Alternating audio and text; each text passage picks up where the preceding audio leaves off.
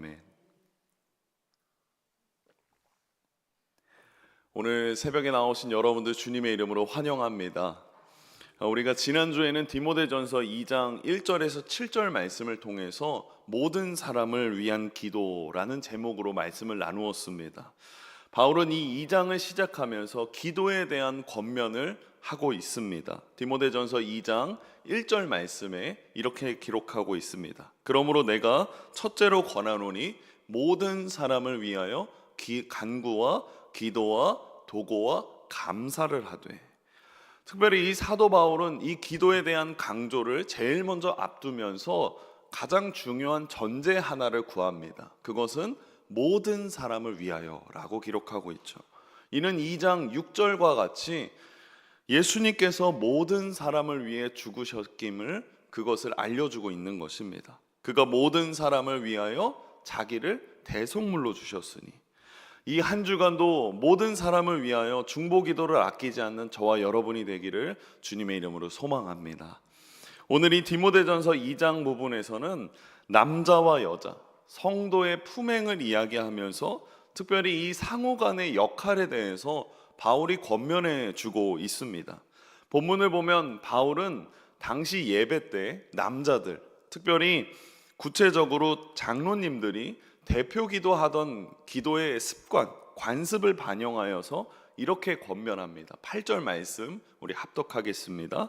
그러므로 각 처에서 남자들이 분노와 다툼이 없이 거룩한 손을 들어 기도하기를 원하노라.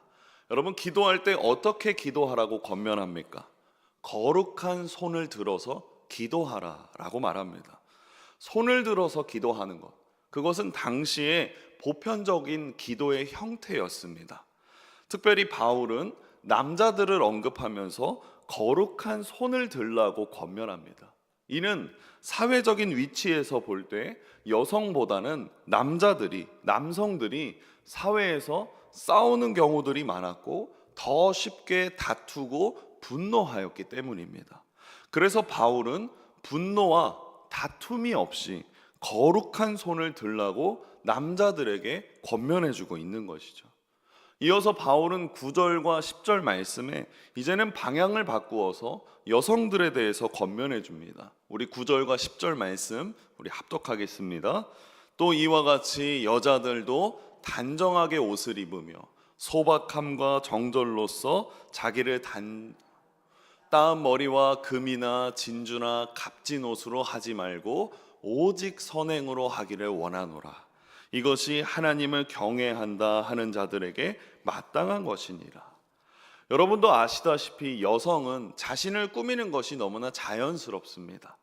성경은 여성들이 그렇게 자신들을 꾸미는 것에 대해서 부정하지 않습니다. 오히려 꾸미라고 권면합니다. 그런데 자기 자신을 단장함에 있어서 더욱 고려해야 될 것이 있음을 알려주고 있죠. 그래서 우리가 오늘 이 말씀 앞에서 가져야 될 질문 중에 하나가 무엇이냐면 무엇으로 우리 자신을 꾸며야 되는가입니다. 무엇으로 우리 자신을 꾸며야 될까요? 9절 상반절에 이렇게 말합니다. 또 이와 같이 여자들도 단정하게 옷을 입으며 소박함과 정절로서 자기를 단장하고. 먼저 이 단장하게 무엇을 입으라고 말합니까? 옷을 입으라고 말합니다. 소박함과 정절로서 자기를 단장하라고요. 이 표현들을 쉽게 말하자면 옷을 상황에 맞게 잘 맞춰 입고 도발적이거나 성적으로 유혹되지 않게끔 자기 자신을 꾸미라고 이야기하는 것입니다. 그리고 그 9절 후반절에 이렇게 말하죠. 따은 머리와 금이나 진주나 값진 옷으로 하지 말고. 이 명령에 대해서 어떻게 이해해야 될까요? 우리는 이제부터 머리를 따으면 안 될까요?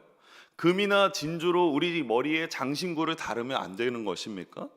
이 말씀을 그대로 따른다면 우리는 지금 가지고 있는 장신구를 다 빼야 할 것입니다. 하지만 우리는 이 말씀을 문자 그대로 받아들이지 않습니다. 올바른 성경 해석은 이 말씀이 주고 있는 원리를 먼저 파악하는 것입니다. 여성들이 피해야 되는 옷이나 그리고 머리 모양이나 장신구는 문화에 따라서 다릅니다. 우리가 함께 보고 있는 이 디모데전서는 에베소 지역에 있는 그 디모데에게 권면해주는 에베소 교회를 향한 권면입니다. 에베소 교회는 항구 도시였습니다. 항구 도시의 이점이 무엇입니까? 여러 외국의 유행들이 그곳으로 모인다라는 거죠. 어떤 때에는 머리에 큰 진주를 매는 것이 그 당시의 유행일 수도 있고, 또 어떤 때에는 금 목걸이를 하는 것이 그 당시의 유행일 수 있었습니다. 그러니 바울이 말하는 따은 머리나 금이나 진주는 그때 그 문화 중에 하나의 표현으로 이해해야 된다라는 거죠. 보십시오, 여러분. 예수님이 제자들의 발을 씻기고 나서 어떻게 말씀하셨습니까? 내가 행한 것 같이 너희도 똑같이 행하라 라고 말씀하셨습니다. 그 말씀에 우리는 문자 그대로 받아들입니까? 아닙니다. 이 말씀에 담긴 그 본질적인 원리를 찾아서 우리는 예수님의 말씀을 이해해야 한다라는 거죠. 주님이 제자들을 무엇으로 섬기셨습니까? 사랑으로 섬기셨죠. 그런 것처럼 우리도 다른 사람들을 사랑으로 섬기는 일로 실천해야 된다라는 것입니다. 그것이 다른 사람의 발을 직접 씻기는 것은 아니지만 우리에게 맞는 다양한 방법으로 섬기는 일을 할 수 있는 것입니다. 본문에서 이 따은 머리나 금이나 진주나 값진 옷으로 하지 말라는 것은 사람들의 주목을 받으려고 허영을 부리지 말라는 것입니다. 정숙한 머리 모양, 정숙한 장식으로 나 자신을 꾸며야 되는 거죠. 그리고 바울이 말하는 핵심은 그 다음 구절에 있습니다. 10절 말씀 우리 합독하겠습니다. 오직 선행으로 하기를 마땅한 것이니라. 무엇입니까? 바울이 이것을 권면하면서 강조하는 것이 무엇입니까? 선행이라는 거죠. 사람이 자신을 꾸미는 것은 외모를 넘어서 어떻게 행동하느냐에 달려 있는 것입니다. 아무리 멋진 옷을 입고 아무리 외모적으로 자신을 꾸민다 하더라도 더러운 말, 악한 행동, 그것을 갖고 있다면 자기 자신을 단장하는 것에 실패한 것이죠. 화려한 모습, 뛰어난 어떤 외모, 그것에 잠깐이나마 주목할 수는 있습니다. 그렇지만 그 대상의 삶에 죄가 가득하고 그 대상의 삶에 거짓이 가득하고 비방이 가득하고 저주의 삶을 본다면 우리는 어떻게 그 대상을 바라보겠느냐라는 거죠. 주님이 원하시는 진정한 아름다움과 거리가 먼 것입니다. 주님이 원하시는 단장은 아름다운 선행으로 나타나는 경건한 성품이라는 것입니다. 겉으로 더 아름다워지려고 내 시간과 돈을 쏟는 것이 아니라 내면의 아름다움을 가꾸기 위해서 노력해야 된다라는 거죠. 외적인 아름다움은 시간이 지나면 점점 시들 수밖에 없습니다. 그러나 내면의 아름다움, 우리 속사람의 아름다움은 나이가 들고 시간이 지나면 오히려 더 아름다워질 수 있는 것입니다. 더 중요한 것은 외적인 아름다움이 아니라 우리의 속사람의 아름다움이라는 거죠. 오늘 말씀의 제목이 여기서 나왔습니다. 오직 선행으로 하기를 원하노라. 육체적인 아름다움보다 성품에서 나오는 아름다움, 선행에서 나오는 아름다움이 그 사람을 더 아름답게 가꾸는 것입니다. 우리는 주님을 믿는 자로서 외적인 단장의 마음을 쓰고 물질을 사용하는 것이 아니라 더 많이 내면의 아름다움을 가꾸기 위해서 마음을 쓰고 기도해야 되는 줄 믿습니다. 그러니 여러분, 우리의 말, 우리의 행실을 반드시 돌아보십시오. 남을 험담하는 것에 사용하고 있지는 않습니까? 부정적인 의견에 다른 사람들이 동조하도록 유도하고 있지는 않습니까?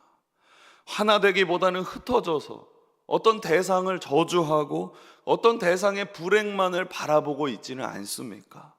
저와 여러분이 우리의 속사람을 아름답게 꾸며가기를 소망합니다.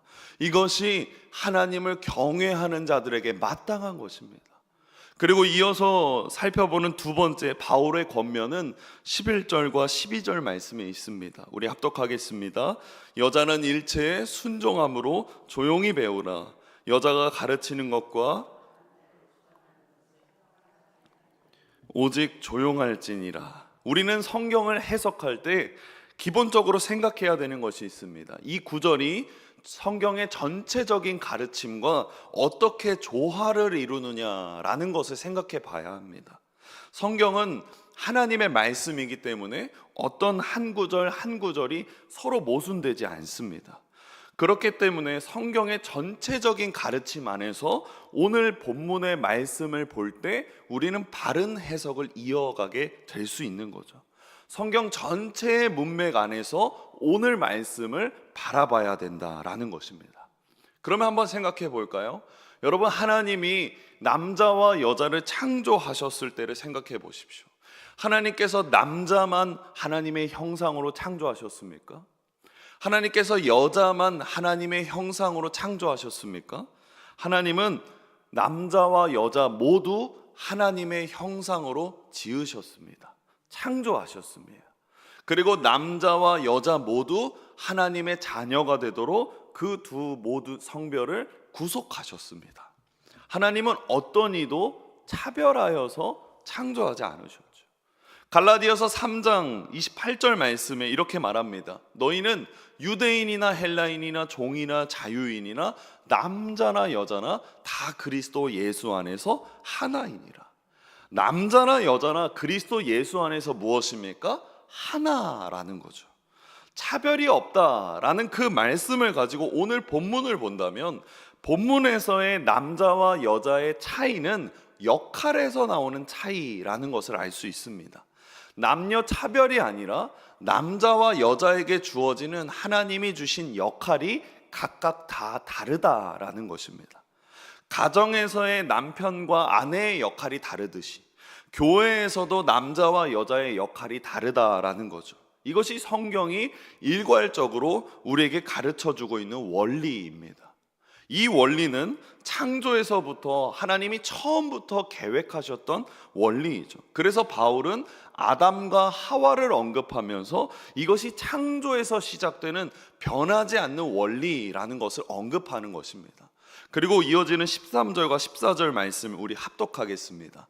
이는 아담이 먼저 지음을 받고 하와가 그 후며 아담이 속은 것이 아니고 여자가 속아 죄에 빠졌습니다. 아담이 먼저 지음을 받았다라는 것은 단순히 순서를 말하는 것이 아닙니다. 먼저 태어난 그 장자에게 주어지는 권한처럼 아담이 먼저 지음을 받았다라는 것은 더 큰 권한이 주어졌다라는 것입니다. 그리고 우리가 알다시피 더 큰 권한을 가졌다라는 것은 무엇입니까? 더 큰 책임이 있다라는 거죠. 아담이 속은 것이 아니고 하와가 속아서 죄에 빠졌습니다. 그렇지만 하나님이 누구에게 그 죄를 물으셨습니까? 아담에게 그 죄를 물으셨습니다. 첫사람 아담의 불순종으로 죄가 들어왔다라고 말합니다. 하나님이 아담을 머리로 세우시고 아담에게 권위를 주셨기 때문에 그에 맞는 책임을 아담에게 물으셨다라는 거죠. 교회를 향한 하나님의 질서도 마찬가지입니다. 하나님이 세우신 교회에 따라서 하나님은 남자에게 더 큰 권위를 주셨습니다. 그렇지만 남자에겐 더 큰 책임이 따라온다라는 겁니다.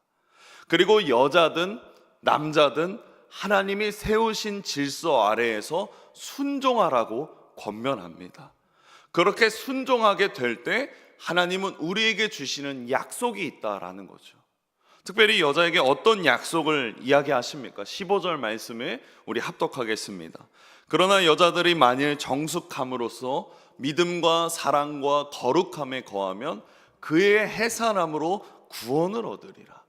해산함으로 구원을 얻으리라. 해산은 곧 무엇입니까? 아이를 낳는 것을 의미하죠. 바울이 여자의 역할을 언급하면서 해산을 말하는 것은 해산이 남자와 여자의 역할에 있어서 가장 두드러지는 역할, 차이라는 거죠. 남편은 아무리 아내를 사랑하고 자녀를 사랑하고 밖에 가서 열심히 일을 한다 할지라도 아이를 낳을 수 없습니다. 이는 남자가 할 수 없는 여자의 역할이라는 거죠. 또한 해산은 창조의 질서에 뿌리를 둔 것으로 문화와 시대를 초월하는 겁니다. 언제나 변함없이 어떤 문화가 발전한다 하더라도 남자는 아이를 낳을 수 없고 오직 여자만이 가질 수 있는 역할이라는 거죠. 그래서 여자가 해산하는 것, 그것은 여자의 역할에 성실한 것을 의미하고, 그것은 곧 하나님이 약속하신 증거이고 약속의 결과이고, 이것은 구원을 이루어가는 성화의 삶인 것입니다. 저는 오늘 이 말씀을 묵상하면서 정말 어려운 말씀이기도 하고, 때로는 저에게 너무나 큰 부담의 말씀이긴 하지만 정말 중요하게 제 마음속에 깊게 뿌리 잡은 것이 있습니다. 그것은 무엇이냐면, 우리는 남자이든 여자이든 교회 안에서 서로를 존중해야 된다라는 것입니다. 타인을 존중하는 것. 그때 우리가 필요한 것이 무엇일까요? 관용의 자세 아닐까요? 관용이 무엇입니까? 자신과 다른 사고방식을 가진 사람을 인정해주고 존중해주는 것입니다. 우리가 속한 이 공동체, 그리고 우리가 함께하는 이 영의 공동체 교회 가운데 우리가 서로 관용의 자세, 존중의 자세가 늘 가득하기를 소망합니다. 주님이 우리 안에 역사하실 때 우리는 주님의 성품을 닮게 되어 있습니다. 주님은 어떻게 하셨습니까? 다른 이들을 존중하고 다른 이들을 사랑하는 태도를 보이셨습니다. 주님을 시험하기 위해서 서기관과 바리새인이 간음한 여인을 주님 앞에 데리고 왔습니다. 그때 그 여인을 보시고 주님은 이렇게 말씀하셨죠. 죄 없는 사람이 먼저 돌로 치라. 그때 사람들이 그 돌을 두고 자리를 떠났습니다. 이제 그 자리에 주님과 간음한 여인만 남아 있었습니다. 그 상황에 주님이 이렇게 말씀하시죠. 나도 너를 정죄하지 아니하노니 이제는 다시는 이와 같은 죄를 짓지 말라. 주님은 남자냐 여자냐 이런 것을 떠나서 그 대상을 불쌍한 한 영혼으로 보셨습니다. 이처럼 우리는 남자와 여자를 서로 존중하고 배려하고, 주님이 영혼을 사랑하시듯이 우리는 한 대상을 영혼으로 보아야 하는 것입니다. 서로 사랑하고 아껴주는 것. 오늘 이 바울의 권면을 받아들이면서 이 권면에서 주어지는 원리를 반드시 기억하기를 소망합니다. 하나님을 사랑하고 이웃을 사랑하는 것이 정말 우리에게 소망이 되어가고 있습니까? 때로는 남자냐 여자라는 그 차별 속에서 그 대상을 정죄하고 있지는 않습니까? 그러나 오늘 말씀 속에서 하나님이 말씀하시는 것처럼 우리는 서로를 존중하고 관용의 자세를 가지고 서로의 역할을 인정해 줘야 되는 것입니다. 그러니 우리가 하나님이 주시는 그 하나님이 만드신 교회의 질서, 하나님의 질서 속에서 순종함으로 하나님이 주시는 약속의 삶을 이루어가는 구원의 삶이 이어지기를 주님의 이름으로 소망합니다. 말씀을 맺겠습니다. 여러분, 우리는 성별을 떠나서 남자든 여자든 차별이 없이 정말 소중한 존재입니다. 예수님은 여자들이 차별받는 그 시대에도 여자들을 귀하게 대하셨습니다. 그리고 그들에게 가르침을 주셨고 인격적으로 대하셨고 은혜를 베푸셨습니다. 예수님이 보셨던 것은 남자냐 여자냐를 떠나서 한 영혼으로, 한 사람의 영혼으로 보셨습니다. 이러한 관점에서 생각해 본다면 예수님의 제자들도 훌륭했지만 그에 못지않게 여자들도 주님 앞에 헌신적이었습니다. 제자들 모두가 예수님 앞에 예수님이 잡히실 때 다 달아났지만 여자들은 달아나지 않은 채 예수님의 무덤을 지켰습니다. 그 부분을 생각해 본다면 헌신적이고 아름다운 믿음의 소유자는 오히려 믿음의 여인들일 수도 있었습니다. 그렇지만 예수님은 사도로서 남자들을 택하셨고 초대교회가 온갖 핍박 속에 있을 때 사도를 전면에 세우셨습니다. 그러면 무엇입니까? 주님이 세우신 질서라는 것이 있다라는 거죠. 그리고 그 질서 속에서 주님이 원하시는 것은 조화입니다. 함께 인정하고 서로를 배려하고 서로를 아껴주는 것, 그것이 우리 교회가 추구해야 할 모습일 것입니다. 사랑하는 성도 여러분, 오늘 하루도 주님이 주어진 말씀 앞에서 스스로를 돌아보시고 나는 정말 소박함으로 정절로서 하나님 앞에 조화를 이루어 가고 있는가? 나는 다툼과 그리고 질투 없이 거룩한 손을 들고 기도하고 있는가? 그것을 되돌아보는 저와 여러분이 되길 주님의 이름으로 소망합니다. 기도하겠습니다. 주님, 오늘도 주님의 말씀 앞에 섰습니다. 부족한 종을 통해서 하나님의 말씀을 선포하게 해주심에 감사합니다. 오늘 우리의 기도 속에 서로를 존중하고 배려하고 사랑하는 태도들이 드러나도록 우리의 기도 안에 역사하여 주시옵소서. 특별히 거룩한 손을 들게 하시고 항상 소박함과 정절로서 선행을 위해 힘쓰는 우리 모두가 되도록 도와주시옵소서. 우리 가운데 일하실 것을 믿으며 사랑이 많으신 예수님의 이름으로 기도합니다.